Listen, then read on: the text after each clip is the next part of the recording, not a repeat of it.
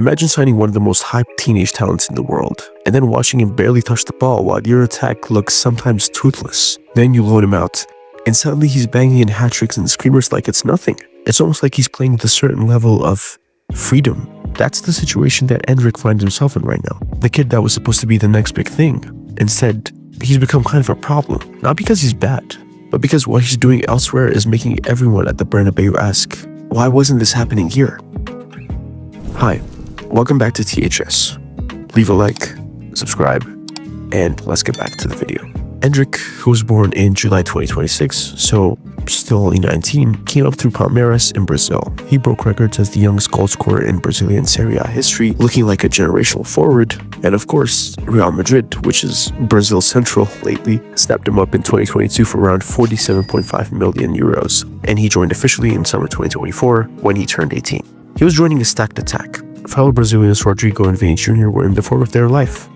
Madrid had just done the La Liga and Champions League double under Carlo Ancelotti, and of course, Kylian Mbappe was set to join them as well that summer. But Endrick had his quality, he was promising, and surely he was going to get good minutes for development, right? Now, the hype was insane, and early on, it looked justified. There were flashes, especially in the Copa del Rey last season, where he banged in 5 goals in just a few games. He looked sharp, he looked hungry, he looked clinical. But La Liga and Champions League minutes, not so much.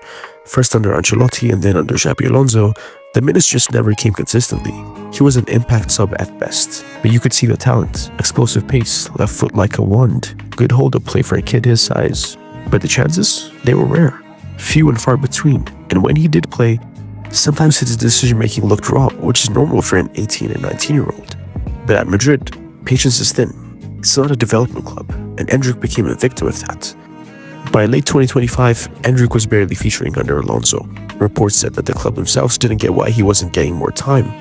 Fans started calling it a waste of talent. Madrid bought a Ferrari and parked it in the garage. The front line was stacked. Mbappe was scoring for fun. Vini was doing Vini things. Rodrigo chipped in. But sometimes the attack stalled, especially without a true number 9 presence, playing 3 wingers, 3 left wingers actually, across the attack. Endrick could have been that spark off the bench or even rotated in. Instead, under Alonso, Gonzalo Garcia was favored. He got the minutes that Endrick was supposed to get. It is a World Cup year, and Brazil don't exactly have a defined number 9 at the moment. I mean, you have Igor Thiago, who is playing at an incredible level at Brentford, but is he World Cup level? Yet to be proven. Is this just a purple patch, or is he actually going to be a consistent goal scorer for club and country? We're gonna have to see. Obviously though, Igor Thiago will be in the squad. There's also Richarlison at Spurs, who is pretty good for Brazil, but might not have that X factor that you could argue Matheus Cunha has a shout of. Cunha is more of an inside left wing or a number 10. He could play false 9, but he's more of a number 10. So there's a real opening for Endrick there in the summer. He needs minutes. He needs development. So he was loaned out. Lyon came knocking and secured a straight loan with no buy option. And it looks like a masterstroke of a decision. Under Paulo Fonseca, he's got the keys. He's got the confidence, starts, freedom. In just 5 games, he has 5 goals and 1 assist. He got a hat-trick in 1 match, screamers that almost ripped the net off in the next. Confidence is a very weird thing in football, but it's a very powerful weapon when you utilize it properly. Lyon fans love him. Fonseca wants to keep him longer, and Madrid reportedly see him as a part of future plans. But every goal he scores is a reminder that these could have been at the Bernabeu. So, is Endrick actually a problem for Real Madrid? Yeah, but not in the way you think. The problem isn't his talent, or lack thereof. It is that his loan form is exposing questions. Why didn't Real Madrid integrate him sooner? Could he have helped in the tight games? Summer 2026 could be huge. Rodrigo is rumored to leave Madrid constantly. If Endrick keeps this up, can Mbappe move to his favorite left wing and Endrick down the middle? Time will tell.